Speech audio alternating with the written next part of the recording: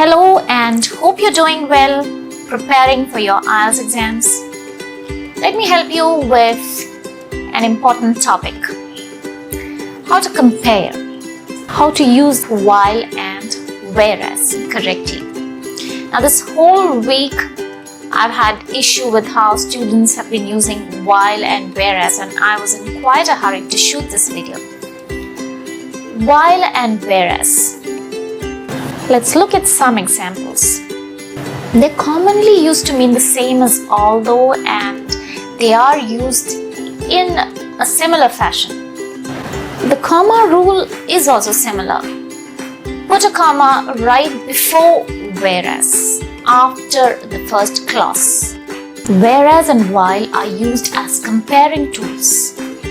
They can compare two things, ideas, facts. Just have a look at these examples.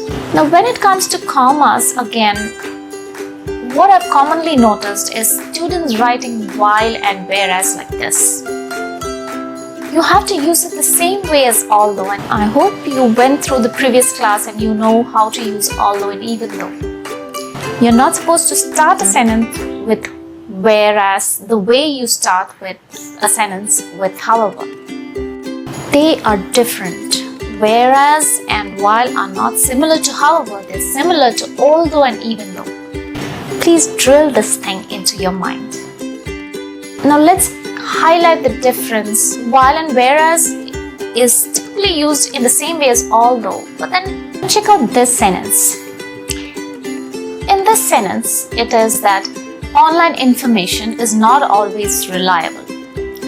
Whereas there are measures through which government can control the information online. Is it a right use of whereas there? Do you think it's the correct use?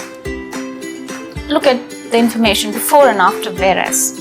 What is the similarity there? What are we comparing? There's no similarity between them. There are problems, however, they can be tackled. Now that's a contrast there. Although there are problems, they have solutions. There's a contrast there. There are problems, whereas there are solutions. Whereas here cannot replace the function of although. Where do we use whereas in an essay? Where do we use while in an essay? Now comparison. Comparison would mean highlighting similarity and differences. What if the two things that you want to talk about are similar in some way? In that case, you would want to highlight the difference between those similar things. For instance, have a look at these sentences. Whereas is used to highlight an important difference. Has to compare two things.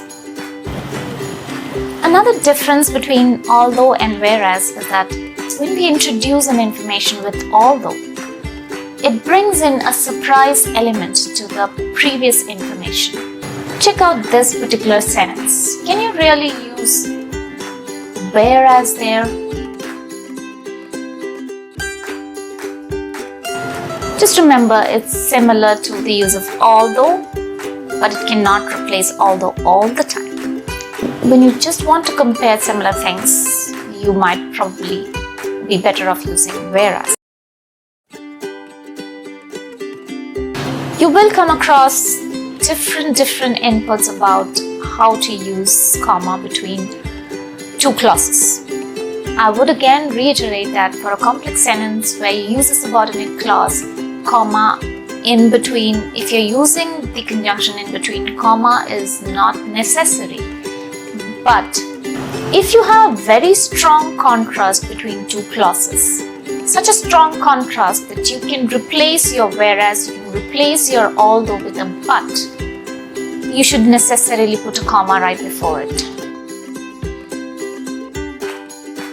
If you can replace that conjunction with a but and make complete sense, it would do you good to put a comma, just like you put a comma right before but, because it holds the same meaning there.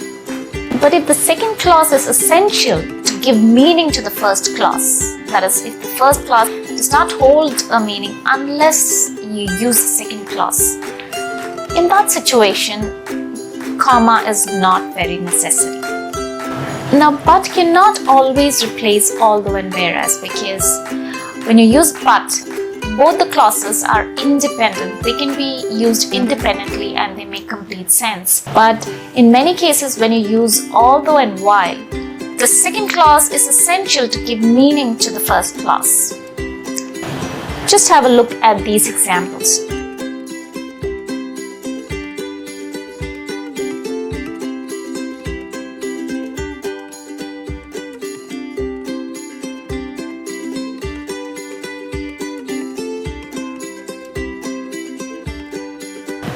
You don't always have to worry about the comma rule if you put although in the beginning.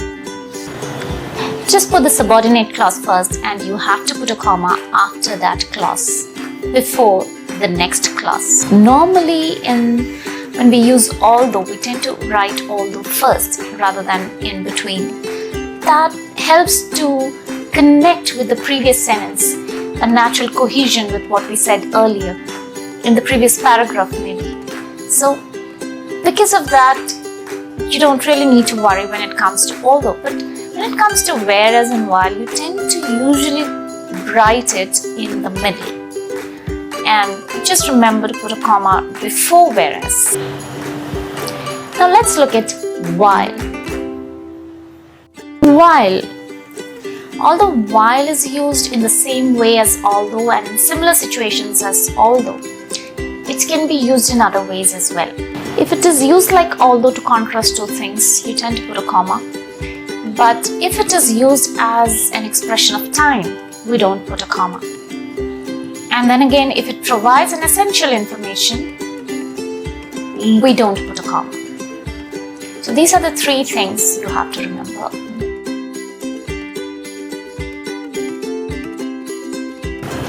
Another difference is that while can take a participle, but whereas cannot. In that way, while is a bit more flexible and has other uses when compared to although and whereas.